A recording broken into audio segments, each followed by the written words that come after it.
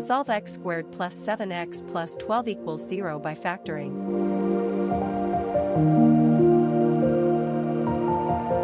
We have a quadratic equation in standard form. To solve it, we'll factor the left side into two binomials. We look for two numbers that multiply to 12 and add to 7. Those numbers are 3 and 4, so we factor as shown. Since we have a product equal to 0, we use the zero product property. If AB equals 0, then either A equals 0 or B equals 0. This gives us two separate equations to solve.